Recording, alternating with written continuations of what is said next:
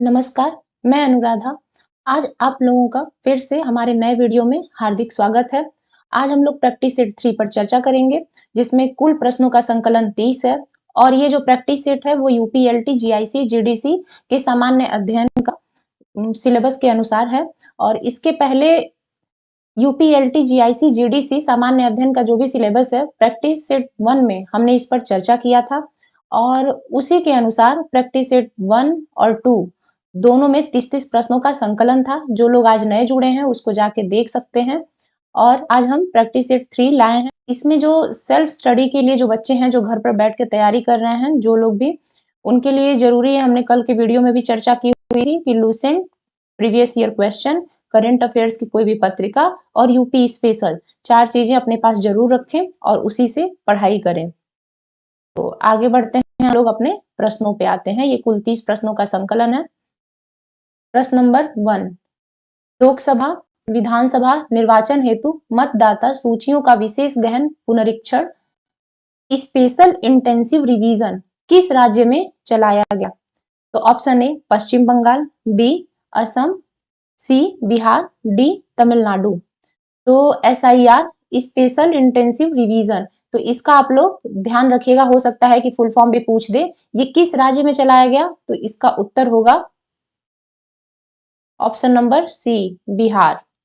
प्रश्न नंबर 2, भारत सरकार द्वारा निम्नलिखित में से किस दिवस को प्रतिवर्ष संविधान हत्या दिवस के रूप में मनाए जाने की अधिसूचना जारी की गई है? ऑप्शन नंबर ए 23 जून, बी 24 जून, सी 25 जून, डी 26 जून। तो इसका आंसर होगा ऑप्शन नंबर सी 25 जून। 25 जून 1975 को इंदिरा गांधी ने आपातकाल लगाया था, उसी के दिन पे मनाया जाता है संविधान हत्या दिवस, 25 जून 1975। प्रश्न नंबर 3, भारत से आयातों पर अमेरिका ने कितने प्रतिशत शुल्क अगस्त 2025 में आरोपित किया है? Option number A 25%, B 35%, C 50%, D 60%। तो इसका उत्तर होगा, ये काफी चर्चा में भी था इस पर, तो इसका उत्तर होगा ऑप्शन नंबर सी 50%। प्रश्न नंबर 4, किस राज्य के प्रवासी श्रमिकों के लिए श्रमश्री योजना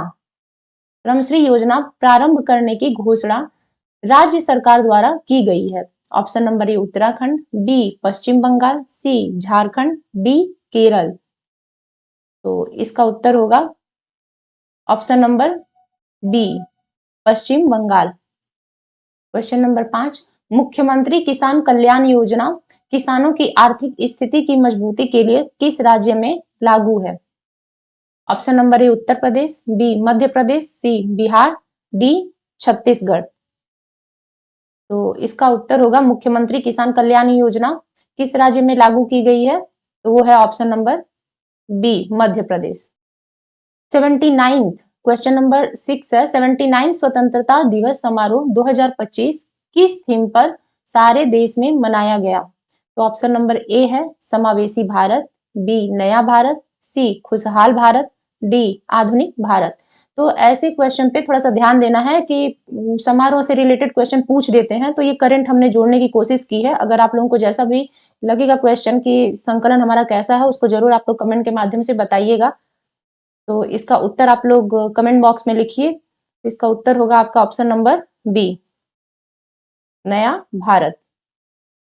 प्रश्न नंबर 7, निम्नलिखित राज्यों में से किस राज्य ने सर्वप्रथम पंचायती राज आरंभ किया था?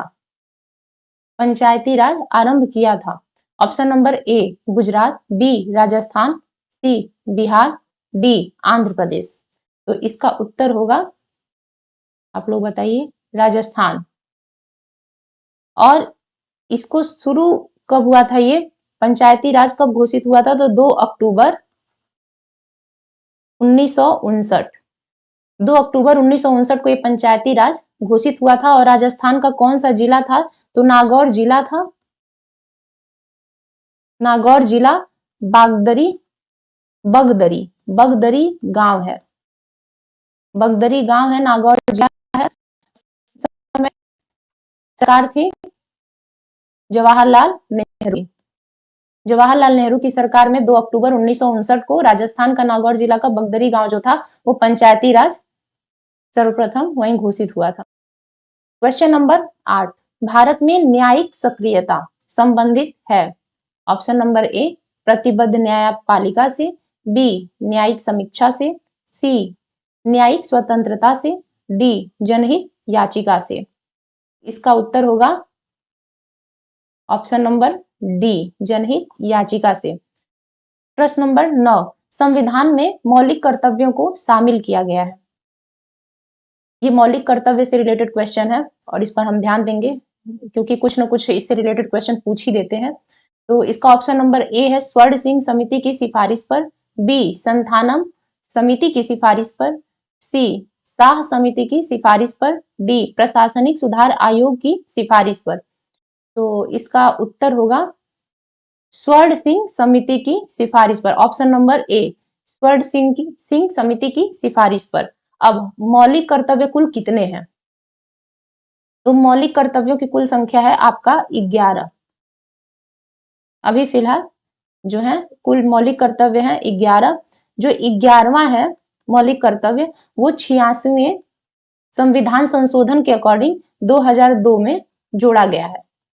ठीक, 11वां जो हमारा ये है मौलिक कर्तव्य वो 86वें 2002 में 86वें संविधान संशोधन में 2002 में जोड़ा गया और इसके अकॉर्डिंग क्या है 11वें संविधान संशोधन में तो 6 से जो 14 वर्ष के बच्चे हैं उनके लिए अनिवार्य शिक्षा, ध्यान में रखिएगा।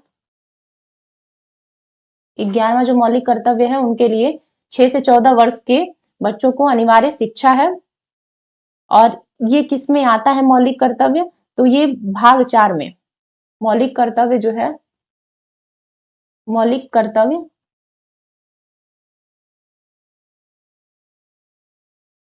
कल हमने बताया था, इस पे चर्चा की हुई थी। भाग 4 के 51 ए में आता है आर्टिकल 51 ए में मौलिक कर्तव्य आता है और इसका मौलिक कर्तव्य को ध्यान में रखेंगे। 11वां जो लेटेस्ट है 2002 में एक जोड़ा गया है और 6 से 14 वर्ष के बच्चों के लिए कभी कभी इसी से रिलेटेड क्वेश्चन पूछ देता है कि 6 से 14 वर्ष के बच्चों का अनिवार्य शिक्षा जो है वो कौन से संख्या में आती है मौलिक कर्तव्य के, या फिर सबसे लास्ट में कौन जोड़ा गया है।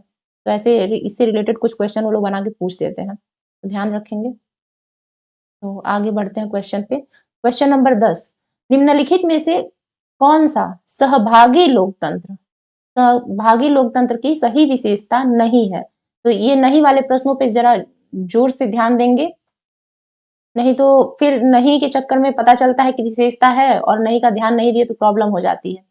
तो नहीं वाले में थोड़ा ज्यादा दिमाग लगाने की जरूरत है। ऑप्शन नंबर ए परिवर्तन की लोकतांत्रिक प्रक्रिया, बी शक्तियों का विकेंद्रीकरण, सी शक्तियों का केंद्रीकरण, डी उत्तरदायित्व एवं जवाबदेही। तो इसका उत्तर होगा, आप लोग बताइए, ऑप्शन नंबर सी शक्तियों का केंद्रीकरण। और सहभागी मतलब होता है समान रूप से भागीदारी।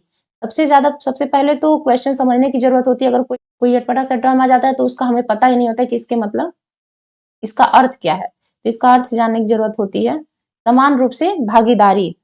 तो सहभागी लोकतंत्र ये एक ऐसी शासन प्रणाली है जिस नागरिक अब चुने के माध्यम निर्णय और भाग लेते हैं। जैसे इसका उदाहरण भी देख सकते हैं, सहभागी लोकतंत्र के जैसे एग्जाम्पल में हम देख सकते हैं कि ये सिर्फ जरूरी नहीं है कि जिसको हमने इलेक्शन के थ्रू जिताया है या फिर इलेक्टेड जिसको भी किया है वही सामना करे या फिर वही भाग ले। इसमें कई बार मीडिया रेडियो आदि के माध्यम से भी या फिर न्यूज़पेपर के माध्यम से भी सीधी भागीदारी की जाती है। आप लोगों ने देखा होगा कि अपनी बातों को लोग सीधे तौर पर भी रखते हैं। ये वही है। प्रश्न नंबर 11, सूची 1 तथा सूची 2 को सुमेलित कीजिए तथा नीचे दिए गए कूट से सही उत्तर चुनिए। तो झीलें हैं और भारत के राज्य हैं, ये कहाँ कहाँ झीलें पाई जाती हैं उन्हीं के आधार पे है। कौन सी झील किस राज्य में है? तो ऑप्शन नंबर ए सला झील, बी हेफलॉन्ग झील, सी लूनर झील, डी तलवारा झील। तो इसमें मिलाएंगे इसमें कि कौन किसका है, किस राज्य से है। तो सला झील जो है ऑप्शन नंबर 11 का जो ए है सला झील, वो आपकी है अरुणाचल प्रदेश में। सला झील अरुणाचल प्रदेश में है। हेफलॉन्ग झील जो है असम में है। लूनर झील जो है वो महाराष्ट्र में है और तलवारा झील राजस्थान में है। तो सला झील आपका अरुणाचल प्रदेश हो गई, तो ए का 2। हेफलॉन्ग झील असम में, तो 4। लूनर झील लोनार झील महाराष्ट्र में है, तो 1। तलवारा झील 3। 2 4 1 3 किस ऑप्शन में है, तो मिलाएंगे सी में है, तो ये सही आंसर हो गया सी। ऑप्शन नंबर सी इसका सही आंसर है 11 का। क्वेश्चन नंबर 12, फरक्का के बाद गंगा नदी की प्रमुख धारा का नाम जाना जाता है। Option number A Padma, B Subarnarekha, C Bhagirathi, D Hooghly. तो ये इसका उत्तर क्या होगा? इसका उत्तर होगा ऑप्शन नंबर ए पद्मा। ये फरक्का कहाँ है? तो पश्चिम बंगाल में है। पश्चिम बंगाल में फरक्का पड़ता है। फरक्का बैराज है एक, जो कि पश्चिम बंगाल में है। गंगा गंगोत्री से निकलने के बाद 2 भागों में यहाँ डिवाइड हो जाती है, दाएं और एक जाती है दाएं और एक जाती है बाएं। और ये जो है पश्चिम बंगाल के फरक्का बैराज से है। फरक्का एक्सप्रेस भी एक चलती है। और जो दाया है वो आपका हुगली के नाम से जाना जाता है। और बायां बांग्लादेश में पद्मा के नाम से। बांग्लादेश में पद्मा के नाम से गंगा का नाम पड़ जाता है और गंगा पद्मा नाम से जानी जाती है बांग्लादेश में। और फरक्का से बांग्लादेश की जो दूरी है वो 18 किलोमीटर है। फरक्का से जो बांग्लादेश की दूरी है वो 18 किलोमीटर है। तो यहीं से फरक्का बैराज से जो गंगा है वो 2 भागों में डिवाइड होती है और गंगोत्री से निकलने के बाद और फिर ये इधर दाएं साइड हुगली नाम से पश्चिम बंगाल में जानी जाती है और बाएं साइड बांग्लादेश में पद्मा नाम से जानी जाती है। प्रश्न नंबर 13, भारत में कन्याकुमारी की अवस्थिति है। ऑप्शन नंबर ए भूमध्य रेखा के दक्षिण में, बी कर्क रेखा के उत्तर में, सी मकर रेखा के दक्षिण में, डी भूमध्य रेखा के उत्तर में। तो इसका उत्तर होगा, आप लोग बताइए, भूमध्य रेखा के उत्तर में। तो अगर हम वर्ल्ड मैप देखते हैं तो इसमें कर्क रेखा, भूमध्य रेखा और मकर रेखा तीनों की अवस्थिति किधर किधर है। तो सबसे पहले कर्क रेखा जो है वो ऊपर है, बीच में मकर रेखा है, वही सॉरी भूमध्य रेखा है और सबसे नीचे मकर रेखा है। ये तीनों जो हैं, तीनों रेखाएं किससे गुजरती हैं? तो वो अफ्रीका महाद्वीप से गुजरती हैं। कर्क, भूमध्य और मकर रेखा तीनों एक साथ अगर गुजरती हैं तो अफ्रीका महाद्वीप से। और ये कर्क रेखा जो है वो भारत हमारा किस गोलार्ध में है? तो वो दक्षिणी गोलार्ध में है। तो दक्षिणी गोलार्ध में हमारा आता है और कर्क जो है वो भारत को बीचों बीच काटती हुई जाती है, ध्यान में रखिएगा। और कर्क रेखा जो है वो भारत के 8 राज्यों से होकर गुजरती है। इसका नाम आप लोग देख लीजिएगा, आगे हम बताएंगे भी। तो ये ध्यान रखिएगा किधर से कौन जा रहा है। और ये कर्क, भूमध्य और मकर तीनों रेखाएं जो है अफ्रीका महाद्वीप से गुजरती हैं। और भारत में कन्याकुमारी की अवस्थिति किधर है? तो भूमध्य रेखा के उत्तर में।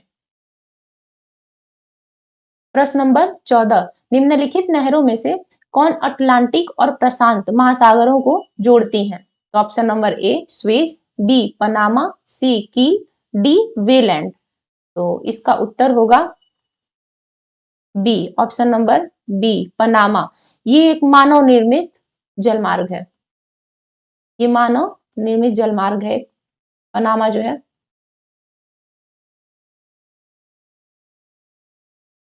प्रश्न नंबर 15, निम्नलिखित में से कौन सही सुमेलित नहीं है?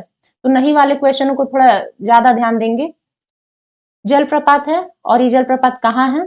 तो उसके आधार पे है केटूर प्रपात ब्राजील, जोहान्सबर्ग प्रपात संयुक्त राज्य, चैम्बरलेन प्रपात न्यूजीलैंड, गोक्टा प्रपात पेरू। तो इसमें कौन सही सुमेलित नहीं है? तो बस एक कोई होगा जो सुमेलित नहीं होगा। तो इसका उत्तर है केटूर प्रपात, ब्राजील। केटूर प्रपात ब्राजील, केटूर प्रपात ब्राजील में ना होकर ये है आपके गुयाना में, ये ध्यान रखिएगा। बाकी सभी सही है। जोहान्सबर्ग संयुक्त राज्य में है, चैम्बरलेन न्यूजीलैंड में और गोक्टा प्रपात पेरू में है। बाकी केटूर प्रपात जो है आपका गुयाना में है। तो आगे बढ़ते हैं। प्रश्न नंबर 16, नाबार्ड। नाबार्ड के संबंध में निम्न कथनों पर विचार कीजिए। इसकी स्थापना 1982 में हुई। दूसरा, यह आरबीआई का सहायक नहीं है। तीसरा, प्रोजेक्ट के लिए धन विश्व बैंक तथा आईडीए से भी आता है। इन कथनों में कौन सा कथन सत्य है? तो इन कथनों में कौन सा सही है इसको बताना है। तो सबसे पहले नाबार्ड, नाबार्ड का फुल फॉर्म क्या है? नाबार्ड का फुल फॉर्म आपका है नेशनल बैंक फॉर एग्रीकल्चर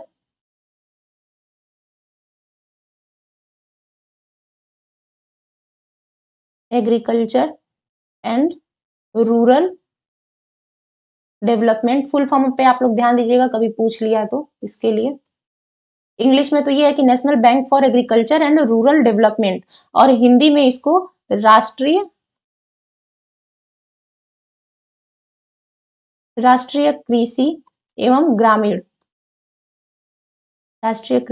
ग्रामीण विकास बैंक।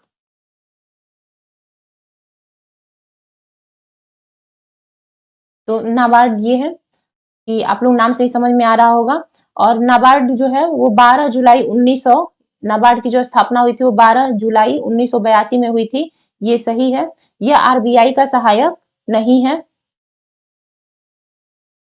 ये सही है। इसका जो स्वामित्व होता है वो डायरेक्ट गवर्नमेंट के पास होता है, न कि ये किसी का सहायक है। ये डायरेक्ट गवर्नमेंट से ही चलता है। और प्रोजेक्ट के लिए धन विश्व बैंक तथा आईडीए से भी आता है, तो ये सही है। तो इसलिए ऑप्शन नंबर डी इसका सही उत्तर है। 1, 2, 3 सही है। प्रश्न नंबर 17, भारत में निम्नलिखित राज्यों में से कौन सा राज्य खुली सिगरेट की बिक्री पर प्रतिबंध लगाने वाला प्रथम राज्य बना? तो option number A Haryana, B Jammu and Kashmir, C Punjab, D Karnataka. तो इसका सही उत्तर होगा पंजाब। क्योंकि पंजाब में आप लोग देखते भी होंगे, सुनते भी होंगे, अगर आपके यहाँ से कोई कमाने जाता होगा उधर, तो वो लोग बोलते हैं उधर नशाखोरी ज्यादा चलती है, इसलिए उधर खुली सिगरेट की बिक्री पर प्रतिबंध लगाने वाला प्रथम राज्य है। जैसे खुलेआम जो जाके तुरंत तुरंत लोग खरीद लेते हैं, तो उस पर प्रतिबंध लगा है। प्रश्न नंबर 18, भारत के संदर्भ में निम्नलिखित युग्मों में से कौन सा युग्म सही सुमेलित नहीं है? तो ऑप्शन नंबर ए उच्च शक्ति मुद्रा आरबीआई, बी निजीकरण नई आर्थिक नीति, सी गरीबी आकलन कैलोरी ग्राहता, डी हरित क्रांति जैविक उर्वरक के लिए प्रोत्साहन। तो इसका उत्तर होगा, आप लोग बताइए, ऑप्शन नंबर डी हरित क्रांति जैविक उर्वरक के लिए प्रोत्साहन। तो जो हरित क्रांति है ये सुमेलित के क्वेश्चन है, सॉरी सुमेलित इसके बीच में ये होना चाहिए डैश। तो हरित क्रांति जो है वो जैविक उर्वरता के लिए प्रोत्साहन नहीं है, बल्कि ये कृषि एवं खाद्यान्नों के लिए, हरित क्रांति जो है वो कृषि एवं खाद्यान्नों के अधिक उपज के लिए थी। हरित क्रांति जो है वो कृषि एवं खाद्यान्नों के अधिक उपज के लिए थी। जैविक उर्वरक के लिए जो प्रोत्साहन था वो कौन सी क्रांति थी? तो वो थी भूरी क्रांति। क्रांति से बहुत सारे क्वेश्चन एग्जाम में पूछते रहते हैं, तो इसमें हम ध्यान देंगे। इसमें पूछा कि कौन सा युग्म सही सुमेलित नहीं है, तो वो इसका ऑप्शन नंबर डी सही उत्तर होगा। हरित क्रांति जो है वो जैविक उर्वरक के लिए प्रोत्साहन नहीं थी, बल्कि वो कृषि एवं खाद्यान्नों के अधिक उपज के लिए थी। और जैविक उर्वरक के लिए जो प्रोत्साहन के लिए जो क्रांति हुई वो थी भूरी क्रांति। और ऐसे ही बहुत सारी क्रांति है, जैसे पीली क्रांति है, एक सफेद क्रांति है जो दूध के लिए थी। तो इस तरह कुछ प्रश्न नंबर 19, महात्मा गांधी ने सत्याग्रह शब्द का उपयोग सर्वप्रथम कहाँ किया था? ए चंपारण, बी बारदौली, सी दक्षिण अफ्रीका, डी दांडी। तो इसका उत्तर होगा सत्याग्रह शब्द का सर्वप्रथम प्रयोग कहाँ किया महात्मा गांधी ने? तो ऑप्शन नंबर सी दक्षिण अफ्रीका इसका सही उत्तर होगा। प्रश्न नंबर 20, वायुयान कार्य करता है ए आर्किमिडीज के सिद्धांत पर, बी पास्कल के नियम पर, सी स्टोक के नियम पर, डी बर्नौली के सिद्धांत पर। तो वायुयान किस सिद्धांत पर काम करता है? इसमें प्रश्न ये पूछा हुआ है तो ध्यान देंगे। तो इसका उत्तर होगा ऑप्शन नंबर डी बर्नौली के सिद्धांत पर। क्यों? क्योंकि लिफ्टिंग फोर्स का काम करता है। बर्नौली का जो सिद्धांत है वो लिफ्टिंग फोर्स पर है। जैसे जब जहाज रनवे पे दौड़ते रहती है और जब ऊपर उठती है तो वो यही बर्नौली के सिद्धांत पर ही वो वायुयान काम करता है। और उनका ये कि बर्नौली का जो सिद्धांत है वो लिफ्टिंग फोर्स को माना है और वायुयान उसी पर काम करता है।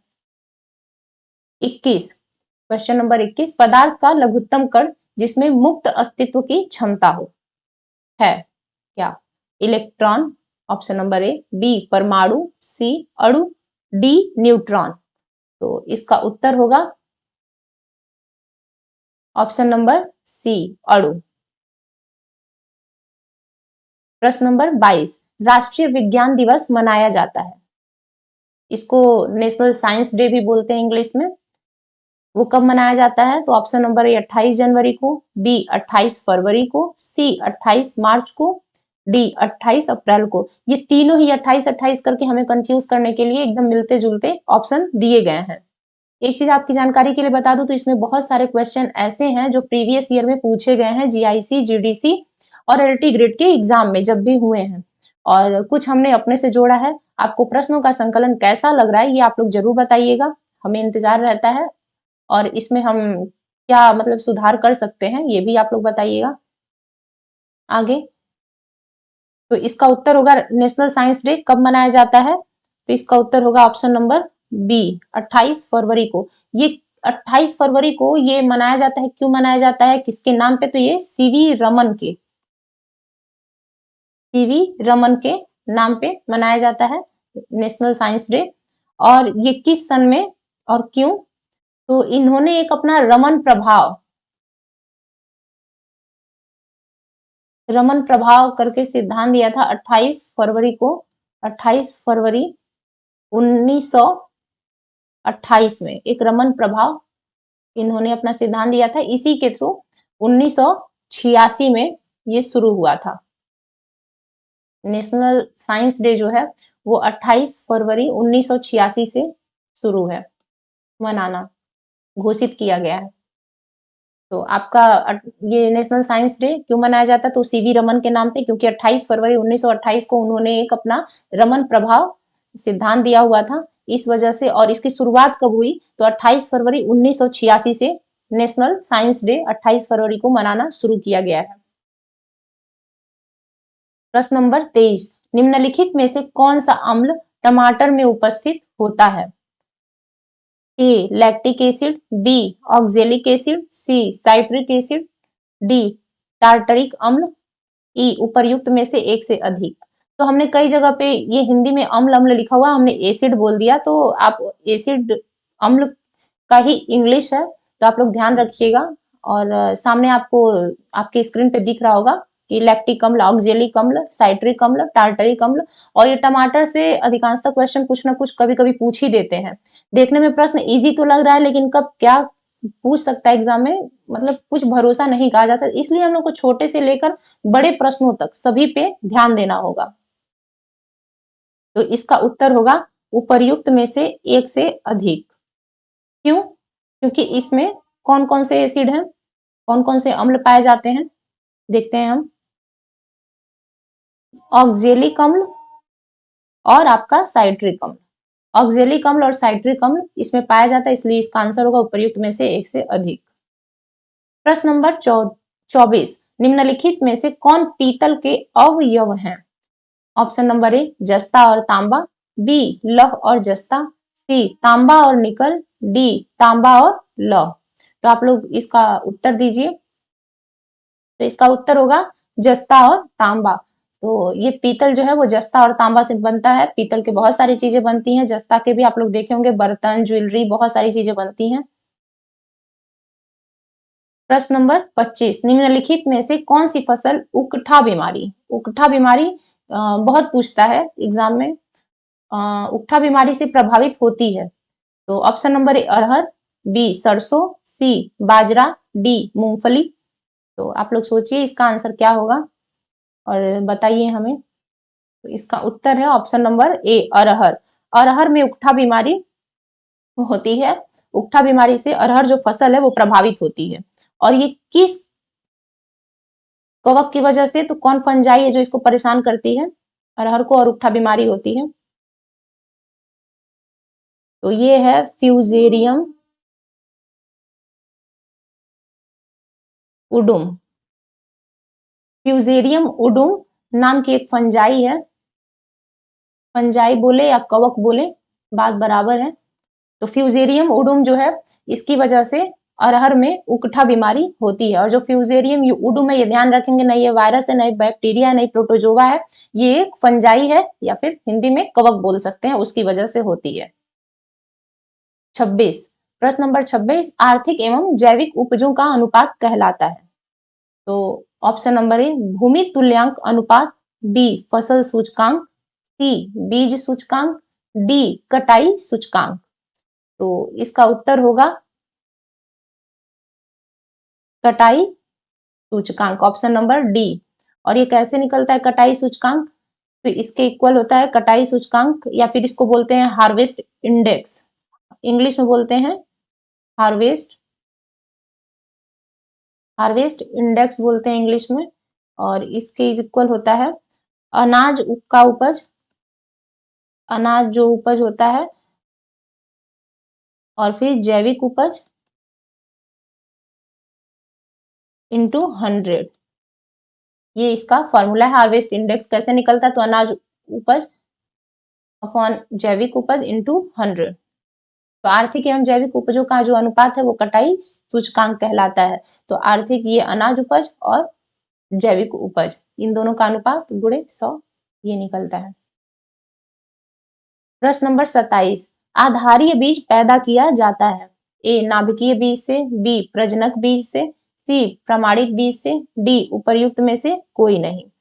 तो इसका उत्तर होगा ऑप्शन नंबर बी प्रजनक बीज से। प्रश्न नंबर 28, भारतीय किसान कांग्रेस का पहला अधिवेशन हुआ था। ऑप्शन नंबर ए कानपुर में, बी लखनऊ में, सी इलाहाबाद में, डी गया में। तो इसका उत्तर होगा लखनऊ में, ऑप्शन नंबर बी। ये कब हुआ था? लखनऊ में भारतीय किसान, पूछा है भारतीय किसान कांग्रेस का पहला अधिवेशन हुआ था, तो कब कहाँ हुआ था? लखनऊ में। और कब हुआ था?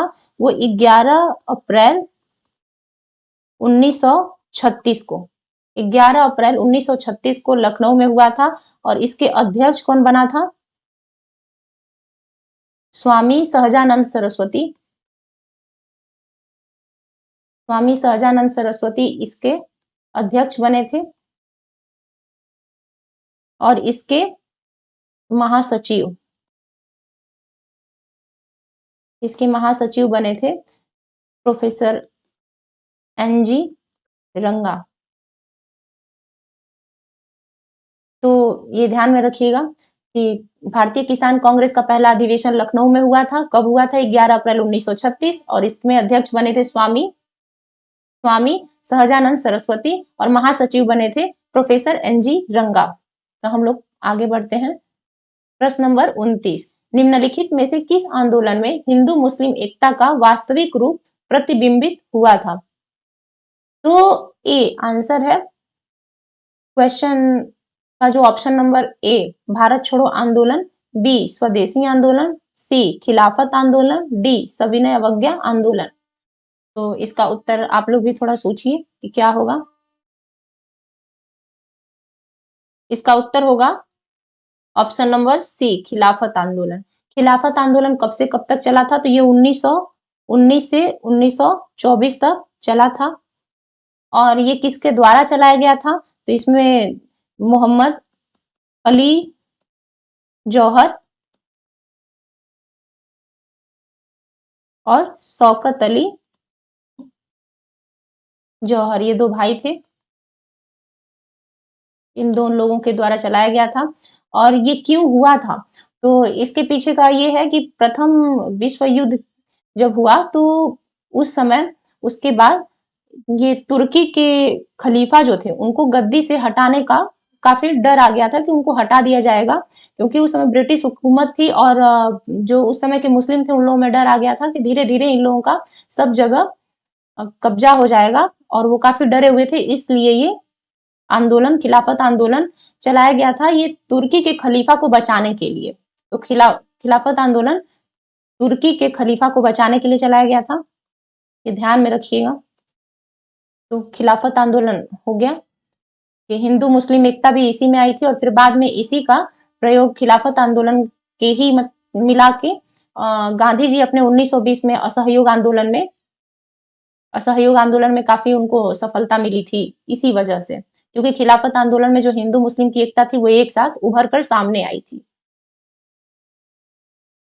प्रश्न नंबर 30, किस राज्य में गणेशोत्सव को राज्य उत्सव घोषित किया गया है? तो गणेशोत्सव को राज्य उत्सव किस राज्य में घोषित किया गया है? तो option number A Gujarat, B Maharashtra, C Goa, D Madhya Pradesh. तो आप लोग बताइए इसका उत्तर क्या होगा? ये तो काफी मशहूर है गणेशोत्सव, और आजकल तो यूट्यूब और सोशल मीडिया के जमाने में सारी चीजें पता चल जाती हैं कि कहाँ कौन सा उत्सव मनाया जा रहा है। बहुत मशहूर है, बहुत सारे लोग उस समय घूमने भी जाते हैं। तो इसका उत्तर होगा ऑप्शन नंबर बी महाराष्ट्र। तो वहां का ये राज्य उत्सव घोषित हुआ है, गणेशोत्सव जो है। अभी कुछ दिन पहले ही गणेश पूजा थी, ये महाराष्ट्र का है। और ये हमारा आज का आखिरी प्रश्न था। और कुछ लोगों का कहना था कि प्रश्न इजी लग रहे हैं, तो कोई भी प्रश्न इजी या कठिन नहीं होता है। एग्जाम में बैलेंस करने के लिए कुछ आसान प्रश्न भी पूछे जाते हैं, कुछ कठिन प्रश्न भी पूछे जाते हैं। तो इस वजह से हम लोगों का जो ये प्रश्नों का संकलन है वो उसी हिसाब से आता है और आगे और भी हम बेहतर करने की कोशिश करेंगे। अभी ये शुरुआत है तो धीरे धीरे हम कम से ही चल रहे हैं और आगे आपको और अच्छा देखने को मिलेगा। तो इसलिए चैनल से जुड़े रहिए और चैनल को शेयर कीजिए, सब्सक्राइब कीजिए, कमेंट कीजिए और अपने विचार जरूर कमेंट में बताया करिए कि आपको कैसा लग रहा है लेक्चर या फिर आपको और क्या चीज चाहिए। तो उसके आधार पे हम लोग लाने की कोशिश करेंगे। और बाकी हिंदी के लिए आप लोग सर से जुड़े रहिए और तब तक के अब मिलते हैं आप लोगों से एक नए लेक्चर वीडियो के साथ और अगले प्रैक्टिस सेट के साथ। तब तक के लिए नमस्कार, धन्यवाद।